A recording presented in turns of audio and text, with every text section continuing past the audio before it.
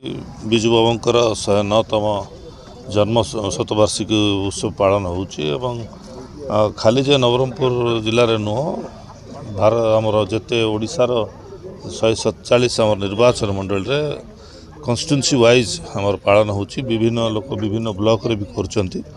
ଆଜି ପ୍ରଭାତ ପୁରୁଷ ବିଜୁ ବାବୁଙ୍କର ଜନ୍ମ ଜୟନ୍ତୀ, ସେଥିପାଇଁ ନିଶ୍ଚିତ ଭାବରେ ବିଜୁ ବାବୁଙ୍କର ଆଶୀର୍ବାଦ ଓଡ଼ିଶାବାସୀଙ୍କ ସାଙ୍ଗରେ ଅଛି, ସମସ୍ତଙ୍କ ସାଙ୍ଗରେ ଅଛି। ଆମେ ବିଜୁ ବାବୁ ଯେଉଁ ବାଟ ଆମକୁ ଦେଖାଇଥିଲେ, ଯେଉଁ ରାସ୍ତା ଦେଖାଇଥିଲେ ଲୋକଙ୍କର ସେବା କରିବା ପାଇଁ, ଲୋକଙ୍କ କାମ କରିବା ପାଇଁ, ଆମେ ନିଶ୍ଚିତ ଭାବରେ ସମସ୍ତେ ଚେଷ୍ଟା କରିବୁ ଏବଂ ବିଜୁ ବାବୁ ଯେଉଁ ବାଟରେ ଦେଖାଇଛନ୍ତି ସେ ବାଟରେ ହିଁ ଆମେ ସମସ୍ତେ ଚାଲିବୁ, ଏହି ଶପଥ ଆଜି ନେଇଛୁ। ଜୟନ୍ତୀ ଆଜି ଯେଉଁ ପାଳନ ଅବସରରେ ଆମେ ସମସ୍ତେ ବିଜୁ ବାବୁଙ୍କର ପ୍ରତିମୂର୍ତ୍ତିରେ ମାଲ୍ୟାର୍ପଣ କଲୁ ଏବଂ ଆମେ ସମସ୍ତେ ପ୍ରତ୍ୟେକ ନିର୍ବାଚନ ମଣ୍ଡଳୀରେ ଆମର ଜିଲ୍ଲାରେ ପାଳନ କରାଯିବ ଧୁମଧାମରେ। ଏହାର କାରଣ ହେଲା ବିଜୁ ବାବୁ ଯେଉଁ ପ୍ରକାର ନୀତି ଆଦର୍ଶରେ ସେ ଥିଲେ, ତାଙ୍କ ନୀତି ଆଦର୍ଶରେ ଆମର ବିଜୁ ଜନତା ଦଳ ତିଆରି ହୋଇଛି ଏବଂ ଲୋକଙ୍କର ସେବା କରୁଛି ତାଙ୍କର ସୁପୁତ୍ର ନବୀନ ପଟ୍ଟନାୟକଙ୍କ ନେତୃତ୍ୱରେ। ଆଗାମୀ ଦିନରେ ମଧ୍ୟ ତାଙ୍କର ଯେଉଁ ଚିନ୍ତାଧାରା ଥିଲା କିଭଳି ଭାବରେ ଲୋକଙ୍କ ପାଖରେ ସବୁ ପ୍ରକାର ଯୋଜନା ପହଞ୍ଚିବ, ଲୋକ କିଭଳି ଭାବରେ ସୁବିଧା ପାଇବେ, ସମସ୍ତେ ପ୍ରକାର ଉନ୍ନତି କିଭଳି ହେବ, ସେ ଚେଷ୍ଟା ଯେଉଁ ଥିଲା ସେ ଚେଷ୍ଟାରେ ଆମେ ସମସ୍ତେ ଆମ କର୍ମକର୍ତ୍ତା ଏବଂ ଆମେ ସମସ୍ତେ ଜନସାଧାରଣ ଆମେ ଚେଷ୍ଟା କରୁଛୁ ନବରଙ୍ଗପୁର ଜିଲ୍ଲା କେମିତି ଆଗକୁ ଯିବ ଏବଂ ଆଗାମୀ ଦିନରେ କିଭଳି ଭାବରେ ସାରା ଓଡ଼ିଶାରେ ନବରଙ୍ଗପୁର ଜିଲ୍ଲା 1 ନମ୍ବର ହୋଇପାରିବ, ସେଇଥିପାଇଁ ଆମେ ସମସ୍ତେ ଚେଷ୍ଟା କରୁଛୁ ସବୁ ପ୍ରକାର ଯୋଜନା କିଭଳି ଭାବରେ ଲୋକଙ୍କ ପାଖରେ ପହଞ୍ଚାଇବ। ଗୋଟେ ଅଦ୍ୱିତୀୟ ନେତା ନଥିଲେ, ସେ ଜଣେ ବହୁତ ବଡ଼ ସଂଗ୍ରାମୀ, ସ୍ୱାଧୀନତା ସଂଗ୍ରାମୀ ଥିଲେ, ପାଟ୍ରିଅଟ୍। ଦେଶ ପାଇଁ ତାଙ୍କର ଯେଉଁ ଅବଦାନ ଅଛି ଆନ୍ତର୍ଜାତୀୟ ସ୍ତରରେ,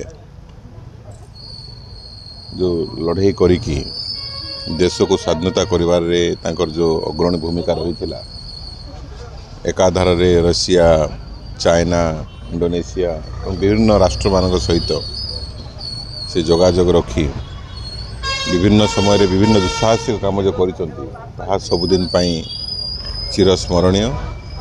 ଏବଂ ସେ ଖାଲି ଓଡ଼ିଶାବାସୀ ନୁହଁ, ଏ ଦେଶରେ ଯେତେ ସବୁ ଦେଶଭକ୍ତ ଅଛନ୍ତି ସମସ୍ତଙ୍କ ହୃଦୟରେ ସେ ସବୁଦିନ ପାଇଁ ଅମର ହେଇକି ରହିଛନ୍ତି।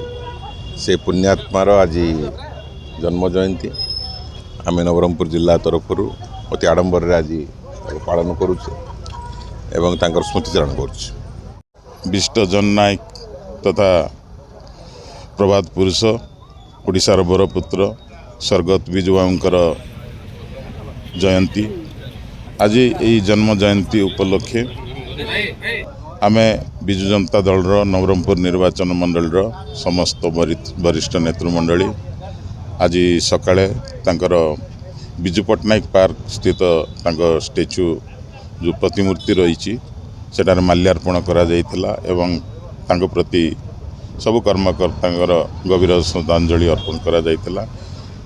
ପରେ ପରବର୍ତ୍ତୀ କାର୍ଯ୍ୟକ୍ରମ ରହିଛି ଆମର ଏକ ବିରାଟ ଶ୍ରଦ୍ଧାଞ୍ଜଳି ସଭା, ସେଠାରେ ଆମ ନିର୍ବାଚନ ମଣ୍ଡଳୀର ସମସ୍ତ କର୍ମକର୍ତ୍ତା ଯୋଗ